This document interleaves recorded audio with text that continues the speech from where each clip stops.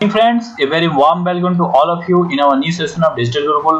नमस्कार दोस्तों, डिजिटल गुरुकुल में मैं श्रीकांत आप लोग सबका स्वागत करता हूं। तो दोस्तों, आई होप आप लोग सबकी तैयारी अच्छी चल रही होगी और आप लोगों ने मेरा फर्स्ट सेशन जो था हिंदी का वो दिन जल्दी जल्दी ढलता है देखा है और प्रचुर बहुत सारे मेरे दोस्तों ने वीडियो को सराहा है और आपका प्यार देखकर मैंने अपना सेकंड वीडियो भी अपलोड किया है। आई होप आप लोगों ने देखा होगा। जिन्होंने नहीं देखा है ज़रूर देख लीजिए दोस्तों, क्योंकि बहुत ही इम्पोर्टेंट है आपके आने वाले एग्ज़ाम के लिए। और इन सारे क्वेश्चंस को करने से पहले मैं रिक्वेस्ट करूंगा कि आप वीडियो को देखें, शॉर्टकट में मत जाइए दोस्तों, क्योंकि शॉर्टकट किसी चीज़ का सलूशन नहीं होता है। मैं चाहता तो डायरेक्टली ये क्वेश्चन अपलोड कर देता बिना पोएम के जो है मीनिंग समझाए, पर अगर आप उसका मीनिंग सही ढंग से समझते हैं तो चाहे ये क्वेश्चन ना आए, कोई भी क्वेश्चन आए, आप लोग इजीली कर पाइएगा। सो आप इस वीडियो को, इस क्वेश्चंस को देखने से पहले ज़रूर उस वीडियो को देखिए। मेरे प्लेलिस्ट में जाके हरिवंश राय वचन की मैं 2 पार्ट में अपलोड किया हूँ उसे। हरिवंश राय वचन के द्वारा विरचित जो वो है आत्म परिचय, उसे जरूर देखिए। उसके बाद ये क्वेश्चंस मैं आप लोग सामने डिस्कस करूंगा और ये क्वेश्चंस के बारे में बताऊं, आप लोग इसे एक नोटबुक में जरूर से जरूर नोट कर ले, ताकि एग्जाम टाइम में आप लोग जल्दी से जल्दी रिवाइज कर पाएं। एक बार ओवरव्यू देख लीजिएगा, बस क्वेश्चन कंप्लीट हो जाएगा। अब दोस्तों, एक बात और जरूर, मुझे लाइक और सब्सक्राइब करना मत भूलिए, वही हम आप लोगों का प्यार दर्शाता है और मुझे मेहनत करने के लिए प्रेरित करता है दोस्तों। तो चलिए शुरू करते हैं। क्वेश्चन जो है इंपॉर्टेंट क्वेश्चन आप लोग नोट करते जाइए दोस्तों। फर्स्ट क्वेश्चन जो है, आत्म परिचय की प्रकृति कैसी है? तो उसकी प्रकृति गीत है। नेक्स्ट जो है, आत्म परिचय गीत संकलित है। कहाँ से मतलब संकलित की गई है आत्म परिचय जो गीत है वो संकलित की गई है निशा निमंत्रण में से, जो 1969 में संकलित की गई थी हरिवंश राय वचन द्वारा। आत्म परिचय पूरे गीत में एक विरोधाभास झलकता है, मतलब कंट्रोवर्सी झलकती है। जैसे उन्मादों में अवसाद, मतलब उन्माद में अवसाद, उन्माद मतलब होता है क्या, जैसे बहुत ज़्यादा खुशी, और अवसाद मतलब दुख। मतलब यहाँ कंट्रोवर्सी दिखाई दे रही है, एक तरफ तो बहुत खुश और एक तरफ बहुत दुख। रोदन में राग और शीतल वाणी में आग, मतलब कौन कौन से वर्ड, अगर क्वेश्चन पूछे जाएंगे आप लोगों को कि इनमें कौन से वर्ड जो है वो विरोधाभास को दर्शाती है, तो विरोधाभास मतलब क्या है, रिवर्स, ऑपोजिट थिंग को दर्शाती है। तो आंसर होगा उन्मादों में अवसाद जो वर्ड था वो, रोदन में राग वो, और शीतल वाणी में आग। ठीक है, माने शीतलता में आग, ये सारी विरोधाभास को दर्शाती है। नेक्स्ट जो क्वेश्चन है वो है, कवि ने दुनिया से अपना संबंध बताया है। मतलब कवि ने दुनिया से अपना संबंध कैसा बताया है? प्रतीक कलह का, मतलब कवि ने दुनिया से अपना संबंध प्रतीक कलह का बताया है। नेक्स्ट जो वो है, कवि ने अपने जीवन को बताया है। मतलब कवि ने अपने पर्सनल जीवन को कैसा बताया है? कवि ने अपने पर्सनल जीवन को विरोधों का सामंजस्य बताया है। मतलब सामंजस्य मतलब दुख और सुखों का सामंजस्य। नेक्स्ट जो है वो, आत्म परिचय की शैली कैसी है, मतलब किस तरह की शैली है आत्म परिचय में? तो आत्म परिचय की जो शैली है वो है गेय और आत्म कथात्मक शैली है। नोट कर लीजिए दोस्तों, बहुत ही इंपॉर्टेंट क्वेश्चन है सारे। आत्म परिचय की शैली गेय और आत्म कथात्मक शैली है दोस्तों। ये सब क्वेश्चन आप लोग कर लीजिएगा, तो आई डोंट थिंक कि आप लोगों को कुछ करने की जरूरत पड़ेगी, इससे बाहर क्वेश्चन आ ही नहीं सकता है, मैं ये दावे के साथ कह सकता हूँ। नेक्स्ट जो है वो, आत्म परिचय का कविता का सार तत्व क्या है? मतलब इसका जो सार क्या है, कंक्लूजन क्या है? उसका है विरोधों में सामंजस्य, मतलब विरोध होते हुए भी सामंजस्य, मतलब दुख सुख में विरोध है फिर भी दोनों के बीच में सामंजस्य स्थापित करना ही उसका सार है। नेक्स्ट जो क्वेश्चन है वो है, आत्म परिचय कविता में कितने पद संकलित है? टोटल कितने नंबर ऑफ पद संकलित है? टोटल पद 5 संकलित हैं। ठीक है दोस्तों। नेक्स्ट जो है वो है, कवि बच्चन किस संबंधों को अस्वीकार कहते हैं? मतलब इस कविता में कवि बच्चन किस संबंध को जो है अस्वीकार करता है? वो है कवि के संबंधों को अस्वीकार करता है। नेक्स्ट जो है, आत्म परिचय का प्रकाशन वर्ष कब हुआ? आत्म परिचय का प्रकाशन कब हुआ? 1969 में। डेट याद रखिएगा, नोट कर लीजिए आप लोग। मैं सांसों के 2 तार लिए फिरता हूँ, यहाँ सांसों के 2 तार क्या प्रतीत करती है? जैसे मैंने बताया था, ठीक है, पोएम में डिस्क्राइब भी किया, आप लोग जरूर इस पोएम को देखिए। बार बार मैं कहता हूँ दोस्तों, जरूर देखिए, स्किप मत कीजिए, इससे शॉर्टकट मत जाइए, और सिलसिलेवार ढंग से जैसे मैं अपलोड करते जा रहा हूँ आप लोग जुड़े रहिए। एक चीज बीच में स्किप कर जाइएगा तो आप लोग लैग कर जाएगा। आप लोग खुद देखिएगा कि आप लोग का रिजल्ट जैसा होना चाहिए नहीं हो गया। और अगर आप लोग मेरे से जुड़े रहते हैं तो आप लोग खुद यह फील कीजिएगा कि एग्जाम टाइम में आप लोग का परफॉर्मेंस कैसा होगा। आप लोग खुद एग्जाम देने के बाद आकर मुझे कमेंट कीजिएगा कि सर मेरा एग्जाम कैसा गया। चलिए मैं बताता हूँ। मैं सांसों के दो तार लिए फिरता हूँ, क्या प्रतीत करती है? यह जीवन की स्मृतियां प्रतीत करती है। दो तार जीवन की कैसी स्मृतियां हैं? सुख और दुख। दो तार है, कभी सुख कभी दुख, ये दो स्मृतियां जो जीवन की यह प्रतीत किया करती है। चलिए आगे क्वेश्चन देखते हैं। नेक्स्ट है, कवि किसका ध्यान नहीं करता है? मतलब किसके बारे में नहीं सोचता है? तो कवि जग का ध्यान नहीं करता है, कवि खुद में उन्माद रहना चाहता है। कवि के अनुसार जग किसको पूछता है? मतलब कवि के अनुसार जग किसको वैल्यू देता है? जैसे मैंने कविता में बताया, डिटेल एक्सप्लेन किया है। कवि के अनुसार जो जग के गीत गाते हैं, जो जग के सारे माया मोह में लिप्त रहते हैं, कवि बताते हैं कि कवि उन्हीं के गुणगान करता है, उन्हीं को पूछता है। नेक्स्ट जो है, कवि किसका गान करता है? मतलब किसका गुणगान करता है? कवि अपने मन का गुणगान करता है, ना जग के बारे में सोचता है, वो अपने मन का ही गुणगान करते रहता है। नेक्स्ट जो है, मैं निज उर के उदागर लिए फिरता हूँ। यहाँ उर का उद्धार का तात्पर्य क्या है? मतलब उर मतलब क्या है? उर के उद्गार। उर का उद्गार मतलब, उर मतलब होता है हृदय, उद्गार मतलब हृदय के विकार, मतलब हृदय की जो भावनाएं होती है। तो इसका मतलब क्या होगा? उर का उद्गार का तात्पर्य क्या होगा? हृदय का प्रेम। ठीक है। निज जो है, मैं निज उर का उपहार लिए फिरता हूँ। यहाँ निज उर का उपहार का तात्पर्य क्या है? मतलब निज उर, यहाँ पे देखिए, निज उर का उपहार मतलब अपने मन का उपहार, मतलब स्वयं के मन के विचारों का उपहार। ठीक है। नेक्स्ट जो है, कवि निज उर के उपहार लिए क्यों फिरता है? किस कारण से कवि अपने निज उर का उपहार लिए फिरता है? क्योंकि कवि जो है अपने मन के हृदय के प्रेमों को बांटना चाहता है, किसी अन्य के साथ शेयर करना चाहता है, इसीलिए उपहार लिए फिरता है। कवि के को कैसे संसार नहीं भाता? मतलब किस तरह का संसार कवि को पसंद नहीं है? कवि को अपूर्ण संसार पसंद नहीं है, और ये संसार कवि अपूर्ण मानता है, और खुद के काव्य रूपी जगत को ही तो कवि जो है परिपूर्ण मानता है। ठीक है। नेक्स्ट जो है, उन्मादों में अवसाद लिए फिरता हूँ। कौन सा अवसाद? मतलब कौन सा दुख है? मतलब यहाँ जो अवसाद की बात की गई है, उन्मादों मतलब खुशी में दुख, मतलब कौन से दुख की बात की गई है? यहाँ पे किसी से विरह की। तो कवि का विरह माना गया है कि प्रेमी के प्रेमिका से, तो कवि का विरह पत्नी के विरह, सॉरी गलती हो गया, यहाँ जो है पत्नी के विरह का ही यहाँ अवसाद जो है माना गया है, मतलब दुख माना गया है। नेक्स्ट जो है, मैं हाय किसी की याद लिए फिरता हूँ। किसकी याद? किसकी याद के बारे में बताया गया? उनकी पत्नी के बारे में, मतलब अपनी प्रेमिका की याद के बारे में। उन्माद में अवसाद लिए फिरता हूँ। उन्मादों में अवसाद लिए फिरता हूँ। किसका उन्माद? मतलब किस चीज की खुशी जो है? वो यौवन अर्थात जवानी की खुशी। मतलब कवि यह प्रतीत करना चाहता है कि उसका मन भी अभी जवान है। नेक्स्ट जो है, कवि अवसादग्रस्त क्यों है? मतलब दुखी क्यों है? क्योंकि विरह के कारण, मतलब अपनी पत्नी से विरह के कारण, प्रियतम अथवा पत्नी के विरह व्यथा के कारण जो है कवि दुखी है। नेक्स्ट जो है वो है, नादान वही है हाय जहां पर दाना। ये जो नेक्स्ट लाइन है, यहाँ पर दाना शब्द का अर्थ क्या है? दाना के शब्द का अर्थ क्या है? दाना शब्द का अर्थ है ज्ञानवान व्यक्ति को ही यहाँ पे दाना बताया गया है।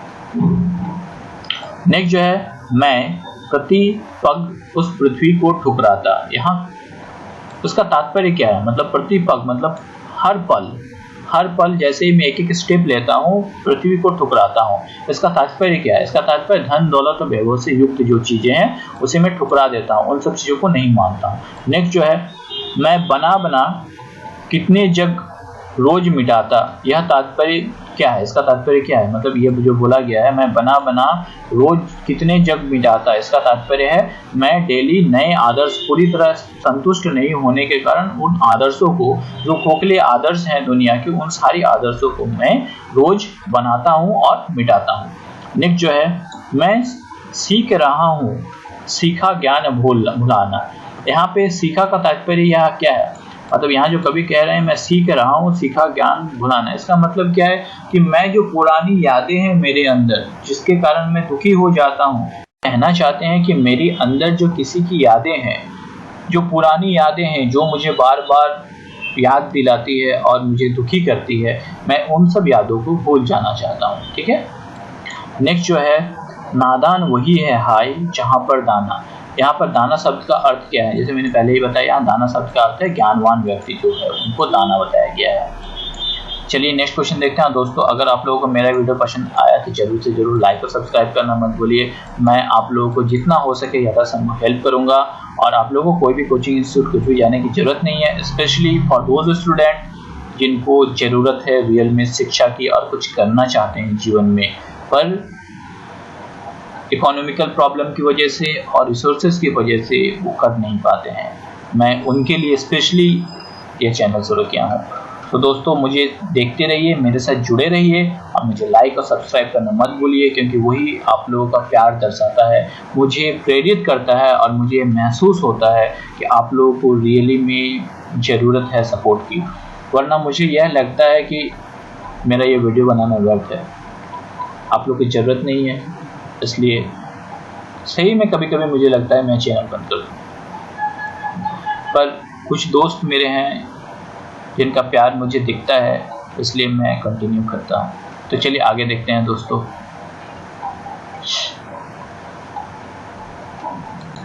नेक्स्ट जो है, कर यत्न मिटा सब सत्य किसी ना जाना। पंक्ति में कवि किस सत्य की ओर इशारा करते हैं?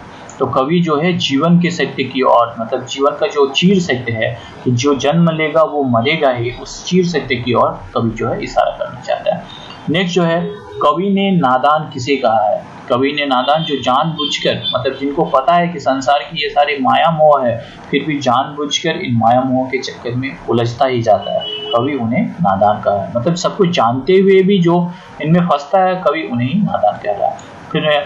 फिर मूढ़ क्या जग जो इस पर भी सीखे, या मूर्ख शब्द का अर्थ क्या है? मूर्ख का अर्थ पता है आप लोगों को, जो होता है मूर्ख माने अज्ञानी, जो है माया मोह के कारण जो है अज्ञानता शो करता है, उसे ही कवि ने मूढ़ कहा है। नेक्स्ट जो है, मैं निज रोदन में राग लिए फिरता हूँ, शीतल वाणी में आग लिए फिरता हूँ। पंक्ति में अलंकार क्या है, मतलब किस तरह के अलंकार का प्रयोग किया गया है? तो इस पंक्ति में जो है, यहाँ देखिए जो दो चीज है यहाँ पे, शीतल वाणी में आग लिए फिरता हूँ, मैं निज रोदन में राग लिए फिरता हूँ। मतलब रोदन मतलब दुख, शीतल मतलब सुख, शीतल वाणी में आग। तो यहाँ सुख और दुख में कंट्रोवर्सी है, तो इस तरह के जो अलंकार है वो विरोधाभास अलंकार है। ठीक है, नेक्स्ट जो देखते हैं, शीतल वाणी में आग लिए फिरता हूँ। आग का तात्पर्य क्या है? आग का तात्पर्य क्या है? दुख। शीतल वाणी में आग लिए फिरता हूँ मतलब विरह है किसी के प्रति। ठीक है, जो हो जिस पर भूपों का प्रसाद निछावर, किस पर, मतलब किस पर भूपों का प्रसाद निछावर की बात कही गई है? खंडहर पर, मतलब जो है प्रेम की बिखरी हुई स्मृतियों पर, मतलब जो पुरानी प्रेम की स्मृतियां जो बची हुई है उसकी बात की गई है इसमें। नेक्स्ट जो है, मैं वह खंडहर का भाग लिए फिरता हूँ। यहाँ पर खंडहर किसे कहा गया है? मतलब खंडहर किसे कहते हैं? जिसे कोई बहुत पहले रहता था उसे छोड़ दिया, उसे तो खंडहर कहते हैं। कवि यहाँ पे पहले उनके मन में किसी की यादें थी, बहुत मतलब बहुत ज़्यादा यादें थी, और आज जो है वो उनके लाइफ में नहीं है, बस यादें ही बच गई है। तो कवि जो है मन की यादों को ही खंडहर कहते हैं। प्रेम से परिपूर्ण दुख को, अपने जीवन और जीवन के अंतिम जो है अवस्था को खंडहर कह रहे हैं।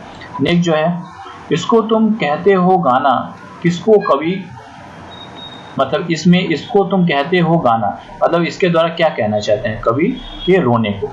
नेक्स्ट जो है, मैं फूट पड़ा तुम कहते छंद बनाना। छंद बनाना का तात्पर्य क्या है? ठीक है, यहाँ पे जो कहा गया है कि मैं फूट पड़ा तुम कहते छंद बना, यहाँ पे छंद बनाने का क्या मतलब कहा गया है? छंद बनाने का मतलब, छंद का मतलब पता है कि काव्य रचना की बात की गई है। नेक्स्ट जो है, कवि ने स्वयं को कौन सी उपाधि दी है? मतलब कवि ने कौन सी उपाधि स्वयं को दी है? तो कवि ने स्वयं को जो है दुनिया का नया दीवाने की उपाधि दी है।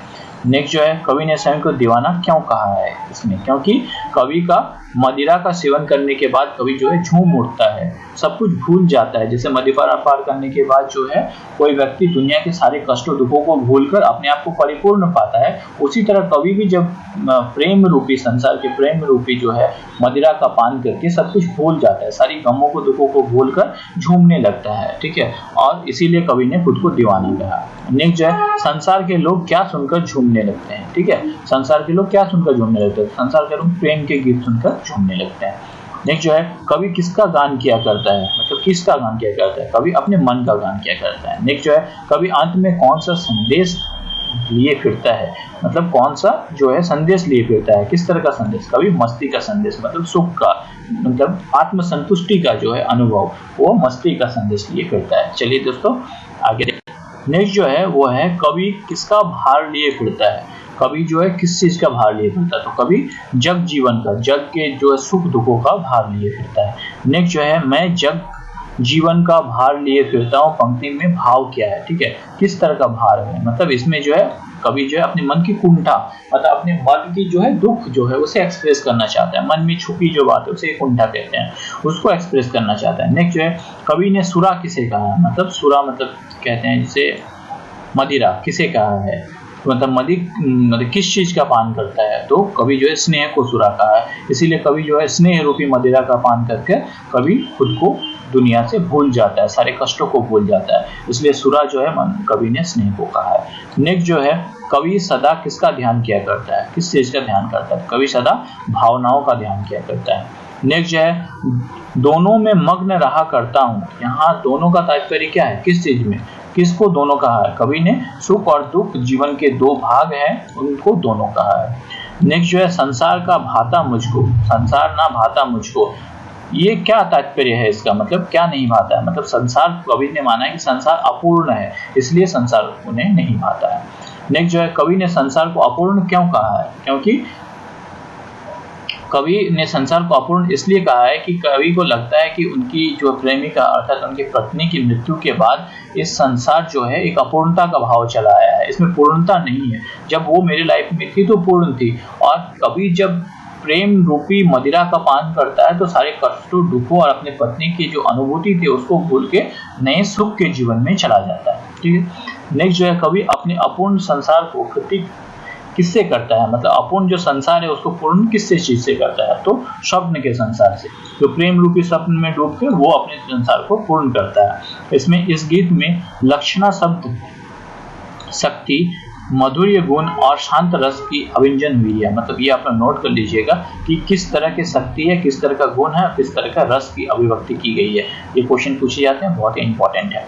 नेक्स्ट जो है कवि के अनुसार दुनिया को जानने से भी ज्यादा कठिन क्या है, ये लास्ट क्वेश्चन है दोस्तों। कवि के अनुसार दुनिया को जानने से भी ज्यादा कठिन, मतलब सबसे ज्यादा कठिन काम कवि के लिए क्या है, कवि के लिए सबसे कठिन काम जो है वो स्वयं को जानना, ठीक है, खुद को पहचानना सबसे कठिन है। मतलब कवि ये बताना चाहते हैं कि दुनिया में सभी को लगता है कि मैं परिपूर्ण हूँ, इसमें ये कमी है, उसमें वो कमी है, इसमें ये कमी है, पर कभी कोई खुद को नहीं देखता है, खुद को नहीं पहचानता है। तो दुनिया में सबसे टफ काम अगर कुछ है तो खुद को जानना, खुद को पहचानना। तो दोस्तों आई होप आप लोगों को मेरा ये वीडियो पसंद आया, तो जरूर से जरूर दोस्तों लाइक और सब्सक्राइब करना मत भूलिए, क्योंकि वही आप लोगों को मेरे प्रति प्यार दर्शाता है और मुझे नया वीडियो बनाने के लिए इंस्पायर करता है। और दोस्तों सही बताता हूँ, कभी कभी मुझे लगता है कि मैं ये चैनल बंद कर दूं, क्योंकि बहुत सारे मेरे दोस्त मुझे कमेंट करते हैं और मुझे ये कभी फील होता है अगर आप लोगों का लाइक सब्सक्राइब और कमेंट नहीं आता है कि आप लोगों को इनकी ज़रूरत नहीं है, तो मैं क्यों किसके लिए ये सारे कष्ट करूँ, ठीक है।